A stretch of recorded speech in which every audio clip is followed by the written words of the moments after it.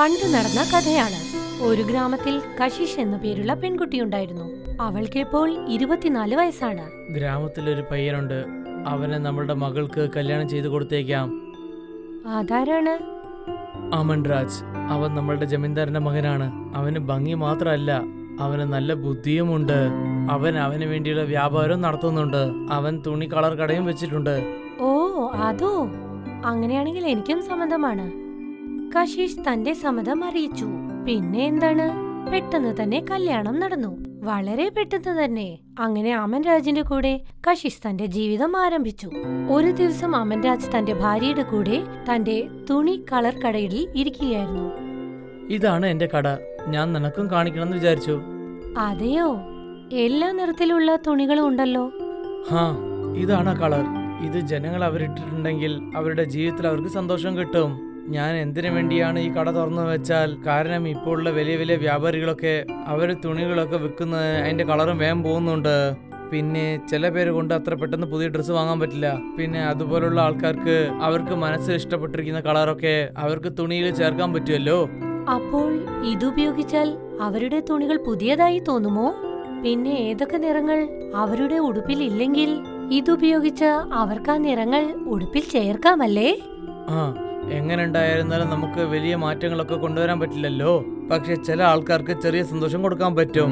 കാരണം എന്റെ ജോലിയിൽ എനിക്ക് ഒരു സമാധാനമുണ്ട്. പിന്നെ അവരുടെ ഒരു ചിരി കൊണ്ട് എന്റെ ആത്മയ്ക്ക് എനിക്ക് ശാന്തിയും കിട്ടും. അത് എനിക്ക് ഒരു കാര്യം പറയാനുണ്ടായിരുന്നു. പറയൂ, എന്താണ് കാര്യം? അത് എനിക്ക് ഇപ്പോഴാണത് തോന്നിയത്. ഞാൻ ചിന്തിച്ചത് കുറച്ച് തെറ്റായി പോയിരുന്നു. എന്തിനാ പറയുന്നത്? നിങ്ങളിപ്പോൾ പറഞ്ഞപ്പോഴാണ് എനിക്ക് മനസ്സിലായത്, പണവും സൗന്ദര്യവും കൊണ്ട് മാത്രം എല്ലാം ആകുന്നില്ല എന്ന്. നീ ഉണ്ടല്ലോ, ഒരു പ്രശ്നമില്ല. മനുഷ്യന്മാര് ഈ കാര്യങ്ങളൊക്കെ മെല്ലെ മെല്ലെ ശരിയായിക്കോളും. നീ വിഷമിക്കാനുള്ള ഒരു കാര്യവും ഇല്ല. കുറച്ചു മാസങ്ങൾ കടന്നുപോയി. രണ്ടുപേരുടെയും ദാമ്പത്യം സുഖകരമായി മുന്നോട്ടു പോകുന്നു.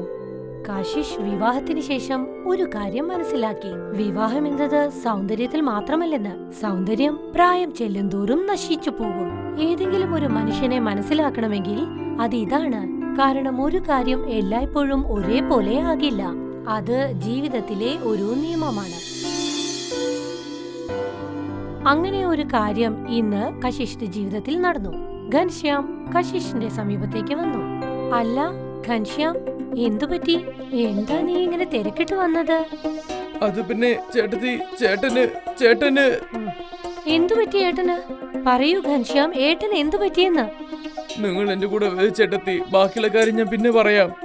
രണ്ടുപേരും ഓടി കടയുടെ മുൻപിൽ എത്തിയപ്പോൾ അവർ കണ്ടത് അമൻ രാജ് കടയുടെ സമീപത്ത് അബോധാവസ്ഥയിൽ കിടക്കുന്നതാണ്. ദൈവത്തിന്റെ അനുഗ്രഹം കൊണ്ട് അവന് അധികം പരിക്കുകളില്ല. അമൻ, എന്തുപറ്റി അമൻ? എണീക്കൂ, എണീക്കൂ. ഇവിടെ നോക്കുമോളെ, ഞാൻ അമൻനാഥിനെ കാണാൻ വേണ്ടി വന്നതാണ്. പിന്നെ എന്താന്ന് അറിയുന്നില്ല, കടയിൽ പെട്ടെന്ന് തീ പിടിച്ചിട്ടുണ്ട്. അമൻ രാജന് ബോധം തിരിച്ചു വരുന്നു. അല്ല, നിങ്ങൾക്ക് കുഴപ്പമൊന്നുമില്ലല്ലോ? എന്തെങ്കിലും ഒന്ന് പറയൂ. കശിഷ്. അതെ, ഞാൻ തന്നെയാണ്. കശിഷ്, എനിക്കൊന്നും കാണുന്നില്ല. കശിഷ്, എനിക്ക് ഒന്നും കാണുന്നില്ലല്ലോ. എന്താ? ഇപ്പൊ ഇവിടെ എന്താ മോളെ സംഭവിച്ചത്? അങ്ങനെ ഒരു പുതിയ ദുരന്തം അമൻ രാജിന്റെയും കശിഷിന്റെയും ജീവിതത്തിൽ നടന്നു. കുറച്ചു ദിവസം കഴിഞ്ഞ് അമൻ രാജ് തന്റെ മുറിയിൽ വിശ്രമിക്കുകയായിരുന്നു. കശിഷ് അവനോട് സംസാരിക്കുകയായിരുന്നു. കശിഷ്, നിനക്കൊരു കാര്യം അറിയോ? നമ്മുടെ ദേവിക്ക് വേണ്ടി അണിയിക്കാൻ ഒരു റോസ് കളർ സാരി വാങ്ങിയിട്ടുണ്ട്, ഒരു വ്യാപാരിയുടെ അടുത്ത് നിന്നാണ്. അതെയോ? നിങ്ങളത് എവിടെയാ വെച്ചത്? ഞാനത് അണിയിച്ചോളാം. ഞാനത് അലമാരിൽ വെച്ചിട്ടുണ്ട്. അതിന്റെ പുറകിൽ ഒരു കഥ തന്നെ ഉണ്ട്. കശിഷ്, പറയൂ, എന്താണ് ആ കഥ? ഈ സാരി എടുത്തിട്ട് ഒരു ഫക്കീറാണ് എന്റെ കടയിലേക്ക് വന്നത്. അപ്പോഴായിരുന്നു ഞാൻ നിന്നെ പ്രേമിച്ചുകൊണ്ടിരുന്നത്. അതെയോ? എന്നിട്ട്? ആ ഫക്കീർ എന്റെ അടുത്ത് എന്താ പറഞ്ഞതെന്ന് വെച്ചാൽ, ഞാൻ എന്റെ കണ്ണുകളില്ലാതെ ആ സാരിൽ നിന്നെ കണ്ടാൽ അപ്പൊ എന്റെ ജീവന് തീർച്ചയായിട്ടും സുഖം കിട്ടും. അപ്പൊ ഞാൻ എന്റെ മനസ്സിൽ എന്ത് വിചാരിക്കുന്നോ അത് എന്റെ ഭാര്യ പൂർത്തിയായിട്ട് ചെയ്തു കൊടുക്കും. എന്നോട് ക്ഷമിക്കണം. കണ്ണു കാണാതെ നിങ്ങൾ എങ്ങനെയാ എന്നെ ഈ സാരിയിൽ കാണുക? പിന്നെ അത് ദേവിക്ക് സമർപ്പിക്കാനുള്ളതാണെങ്കിൽ ആ സാരി ഞാൻ എങ്ങനെയാ ധരിക്കുക? പിന്നെ ആ ഫക്കീർ പറഞ്ഞ കാര്യങ്ങളൊന്നും ശരിയായിരിക്കില്ല. നീ ഒന്നും വിഷമിക്കണ്ട. ഞാൻ എന്റെ മനസ്സിലുള്ള കണ്ണുകൾ കൊണ്ട് ഞാൻ കാണാൻ പോവുകയാണ്. ആ ഫക്കീർ പറഞ്ഞിരിക്കുന്നത് ആദ്യം ഈ സാരി ഞാൻ ദേവിക്കാണ് ഇടേണ്ടതെന്ന്, അതിനുശേഷം നീ ഇതങ്ങ് ഇട്ടോ. അതെയോ? അപ്പോൾ അങ്ങനെ ചെയ്യാം. ഇന്ന് സന്ധ്യാസമയത്ത് നമ്മുടെ കുലദേവത, അതായത് വേപ്പുമരത്തിന്റെ സമീപമുള്ള ദേവതയെ നമുക്ക് ഇന്ന് ധരിപ്പിക്കാം. ശരി, നീ അതേപോലെ തന്നെ ചെയ്തേക്ക്. ശരി. കശിഷ് അമൻരാജ് പറഞ്ഞത് കേട്ട് വേപ്പുമരത്തിന് സമീപം പൂജ ചെയ്തതിനു ശേഷം ആ സാരി അവിടെ സമർപ്പിച്ചു. എന്നിട്ട് 2 കൈകളും കൂപ്പി ദേവിയെ പ്രാർത്ഥിക്കാൻ തുടങ്ങി. എനിക്ക് അങ്ങയോട് ഒരു അപേക്ഷയുണ്ട്. ഞാനിപ്പോൾ അങ്ങയ്ക്ക് സമർപ്പിച്ച ഈ സാരി അങ്ങ് ധരിച്ചാൽ അത് എങ്ങനെയുണ്ടാകുമെന്ന് ഞാൻ ചിന്തിച്ചു. ഈ ആഗ്രഹം എന്റെ മനസ്സിൽ നിന്ന് പോകുന്നതേയില്ല. ദയവ് ചെയ്ത് അങ്ങ് എനിക്കൊരു ദർശനം തരൂ. കശിഷ് അവിടെ തന്റെ അപേക്ഷ സമർപ്പിച്ച് തന്റെ വീട്ടിലേക്ക് മടങ്ങി. രാത്രി സമയമായിരുന്നു. അപ്പോൾ അമൻരാജ് ഒരു സ്വപ്നം കണ്ടു. ആ സ്വപ്നത്തിൽ അവൻ വേപ്പുമരത്തിന് സമീപം കശിഷിനെയാണ് കണ്ടത്. അവൾ റോസ നിറത്തിലുള്ള സാരി ധരിച്ചിരുന്നു. വാവ് കശിഷ്, നിന്നെ കാണാൻ തന്നെ ഒരു ദൈവത്തിന്റെ അവതാരം പോലെ തന്നെ ഉണ്ട്. സ്വർഗത്തിലുള്ള മാലാകന്മാര് ഇത്രയും ഭംഗിയായിട്ട് ഉണ്ടാവില്ല. ഇത് റോസാപ്പൂവിന്റെ നിറത്തിലുള്ള സാരിയാണ്. എന്താ പറയുന്നത്? അതായത് ഈ റോസാപ്പൂവിന്റെ നിറത്തിലുള്ള സാരി, അതായത് ഞാൻ എന്താ പറഞ്ഞു വരുന്നതെന്നോ, ഇതിൽ ലോകത്തിലെ എല്ലാ നിറങ്ങളും സംയോജിച്ചിട്ടുണ്ട്. ആരാണോ ഈ സാരിയിൽ മുത്തം വെച്ച് ഏത് നിറത്തിനെ പറ്റി ആലോചിക്കുന്നോ ആ നിറം അവർക്ക് പ്രാപ്തമാകും. അങ്ങനെ എന്റെ സ്വപ്നം പോലെ തന്നെ ഉണ്ട്. ഞാൻ ജനങ്ങൾക്ക് അവർക്ക് മനസ്സിൽ ഇഷ്ടപ്പെട്ട പോലെ ആ നേരത്തെ അവർ ഡ്രസ്സിലിടണമെന്ന് ഞാൻ വിചാരിച്ചു. പിന്നെ അവരുടെ മുഖത്തിലെ അവർ കാണുന്ന സന്തോഷവും ഞാനും സന്തോഷിക്കുകയാണ്. അതെ, ഈ സാരി ഒരു പ്രസാദമാണ്, നിങ്ങളുടെ കർമ്മഫലവും. അപ്പോൾ അമൻരാജിന്റെ ഉറക്കം നഷ്ടപ്പെട്ടു. പിന്നെ അവൻ കണ്ടത് പ്രഭാതമായതാണ്. അവൻ മുറിയിൽ നിന്നും കശിഷിനെ വിളിച്ചു. കശിഷ്, കശിഷ്, വേഗം ഇങ്ങോട്ട് വാ. അല്ല, എന്താ പറ്റിയത്? എന്തു പറ്റി? ഒന്നും നടന്നില്ല. പക്ഷെ ഞാൻ വളരെ നല്ല സ്വപ്നമാണ് കണ്ടിരിക്കുന്നത്. അതെയോ? ഞാനാണെങ്കിൽ പേടിച്ചു പോയി. പറയൂ, എന്താ നിങ്ങൾ കണ്ടത്? ഞാൻ കണ്ടപ്പോൾ നീ ആ വേപ്പമരത്തിനടിയിൽ ആ രോജാപ്പൂ കളർ സാരി നീ കെട്ടിക്കൊണ്ടിരുന്നു. പിന്നെ നിന്നെ കാണാൻ വളരെ ഭംഗിയായിട്ടുണ്ടായിരുന്നു. അത്ഭുതം തന്നെ, ദിവ്യമായിട്ടുണ്ടായിരുന്നു. ഞാൻ നിന്നെ പറ്റി എത്ര പറഞ്ഞാലും അത് പറ്റില്ല. അല്ല, ഞാൻ ഇന്നലെ തന്നെ എന്റെ ആഗ്രഹം ദേവിയോട് പ്രകടിപ്പിച്ചിരുന്നു. ഞാൻ ഇതാണ് പ്രാർത്ഥിച്ചത്, അതായത് ദേവി സാരി ഉടുത്താൽ ദേവിയെ കാണാൻ എങ്ങനെയിരിക്കുമെന്ന്. എന്നാൽ അവർ ശരിയായ നേരത്തിലാണ് ദർശനം തന്നിരിക്കുന്നത്. കാരണം എന്നെ പോലെ ഒരാള് ആ ദേവി എങ്ങനെ സാരി കെട്ടിട്ടുണ്ടാവുമെന്ന് തീർച്ചയായിട്ടും കാണാൻ പറ്റില്ലല്ലോ, ശരിയല്ലേ? സത്യമാണ് നിങ്ങൾ പറഞ്ഞത്. പിന്നെ വേറെന്തൊക്കെയാ പറഞ്ഞത്? അമൻരാജ് കശിഷിനോട് എല്ലാ കാര്യങ്ങളും പറഞ്ഞു. ഇതെല്ലാം കേട്ടപ്പോൾ കശിഷ് എന്താണ് പറഞ്ഞതെന്നോ? എന്താ? അപ്പോഴാ ഫക്കീറിന്റെ വാക്കുകൾ സത്യമായി. നിങ്ങൾ എന്നെ കണ്ണുകളില്ലാതെ കണ്ടു. അത് മാത്രമല്ല, ദേവി നമ്മളെ ആശീർവദിക്കുകയും ചെയ്തു. നമ്മുടെ നല്ല കാലത്തിന് ഇനി അധികം ദൂരമില്ല. ആ കശിഷ്, എന്നെ കൊണ്ട് കാണാതിരിക്കാൻ പറ്റില്ല. കാരണം ഈ ലോകം വളരെ വർണ്ണനിറമായിട്ടുണ്ട്. പക്ഷേ ഒരു പേപ്പറില് എന്റെ സ്വപ്നമൊക്കെ വളരെ വെറുതെ പോയിക്കൊണ്ടിരിക്കുന്നു. നമ്മുടെ കട കത്തി എരിഞ്ഞുപോയി.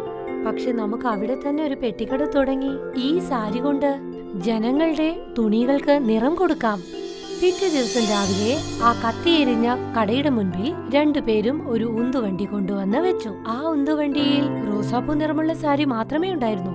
വരൂ വരൂ, എല്ലാവരും ഓടി വന്ന് ഈ സാരിയിൽ ഉമ്മ വെച്ച് ഏത് നിറമാണോ ആലോചിക്കുന്നത് ആ നിറം ലഭിക്കും. അപ്പോഴേക്കും അവിടേക്കൊരു സ്ത്രീ വന്നു. അല്ല, ഇതില് വല്ല അത്ഭുതങ്ങളും ഉണ്ടോ കാശിഷ്? അതെ ചേച്ചി, ഇതിലൊരു മുത്തം വെച്ച് എന്ത് നിറമാണോ ആലോചിക്കുന്നത് ആ നിറം ലഭിക്കും. ശരി, ഞാനൊന്ന് നോക്കട്ടെ മോളെ. ആ സ്ത്രീ വന്ന ആ സാരിയിൽ ഒന്ന് തൊട്ടു. പെട്ടെന്ന് അവരുടെ സഞ്ചിയിൽ ചുവന്ന നിറം വന്നു. അവർക്ക് അത്ഭുതമായി. എന്റെ ദൈവമേ, ഇത് ശരിക്കും മാന്ത്രിക വിദ്യ തന്നെ. വർഷങ്ങളായി ഞാൻ ഈ നിറമാണ് ആഗ്രഹിക്കുന്നത്. എപ്പോഴും എനിക്ക് ഇതിൽ നിന്നും കുറവും കൂടുതലുമുള്ള നിറങ്ങളെ കിട്ടുന്നു. ഈ നിറം കിട്ടാറേയില്ല. ഇപ്പോൾ എനിക്ക് ആ കൃത്യമായ നിറം തന്നെ കിട്ടി, ഞാൻ ആഗ്രഹിച്ചത്. ആന്റി, നിങ്ങൾ ഈ ഗ്രാമത്തിൽ പോയിട്ട് എല്ലാരടുത്തും ഈ കാര്യം പറഞ്ഞിട്ട് വന്നേക്ക്. അവൻ ഇവിടെ വന്നെന്ന് പറഞ്ഞേക്ക്. അവനക്ക് ഇഷ്ടമുള്ള നിറം അവൻ എടുത്തിട്ട് പോയെന്ന് പറഞ്ഞേക്ക്. ഞാൻ ആരെടുത്തും ഒരു പണം വാങ്ങാൻ പോകുന്നില്ല. കാരണം ജനങ്ങൾ വളരെ സന്തോഷമായിട്ടുണ്ടാവണം. മോനെ, നിന്റെ കണ്ണുകൾ കാണാനില്ല എന്ന് ഞാൻ അറിഞ്ഞപ്പോൾ ഗ്രാമവാസികൾ എല്ലാവരും വളരെ ദുഃഖിതരായിരുന്നു. കാരണം നീ ഞങ്ങൾ എല്ലാവരുടെയും ജീവിതത്തിൽ നിറങ്ങൾ ചേർക്കാൻ ആഗ്രഹിച്ചു. ഇപ്പോൾ ഞാൻ സന്തോഷവതിയാണ്. ഗ്രാമത്തിൽ എല്ലാരിടത്തും പോയി ഞാൻ ഈ കാര്യം പറയും. അങ്ങനെ അവരുടെ കടയ്ക്ക് മുൻപിൽ ഒരു ചെറിയ കൂട്ടം വരാൻ തുടങ്ങി. ആ സാരിയുടെ അത്ഭുതത്തിൽ ഗ്രാമവാസികൾ സന്തോഷവാന്മാരായിരുന്നു. നിങ്ങളുടെ ആഗ്രഹങ്ങൾ സഫലീകരിക്കാൻ പോകുകയാണ്. നിങ്ങൾ ഈ ജനങ്ങളുടെ മുഖത്ത് സന്തോഷം കാണും. ഞാൻ കണ്ടോണ്ടിരിക്കുകയാണ് കശീഷ്. ചിരിച്ച മുഖം. എന്റെ കാഴ്ചകൾ നഷ്ടപ്പെട്ടത് കൊണ്ട് എനിക്ക് കാണാൻ പറ്റില്ല. പക്ഷെ ഇപ്പൊ എനിക്ക് അത് വളരെ നന്നായിട്ട് കാണാൻ പറ്റുന്നുണ്ട്. പക്ഷെ ഇങ്ങനെ ഇഷ്ടപ്പെട്ട മുഖം വളരെ നെരുക്കമായിട്ട് വളരെ ഭംഗിയായിട്ട് കാണാൻ പറ്റുന്നുണ്ട്. അത് ആരുടേതാ? അത് നിന്റെ മുഖമാണ്. രണ്ട് വ്യക്തികളുടെ സ്നേഹം സൗന്ദര്യത്തിലും പണത്തിലും മാത്രമല്ല, മറ്റൊരാളുടെ സ്വപ്നം സഫലീകരിക്കുന്നതിൽ കൂടിയാണ്. അമൻ രാജ് തന്റെ ജോലിയിലൂടെ മറ്റുള്ളവരുടെ സന്തോഷം കാണാൻ ആഗ്രഹിച്ചു. കണ്ണില്ലെങ്കിൽ കൂടി അവന് എല്ലാം കാണാം. ഇതുപോലെ തന്നെ നമ്മൾ എല്ലാവരും കണ്ണിൽ കൂടെ നമ്മുടെ കറുത്ത കണ്ണടകൾ മാറ്റി നമ്മുടെ ഹൃദയത്തിൽ കൂടെ ഈ വിശാലമായ ലോകം കാണാൻ ശ്രമിക്കണം.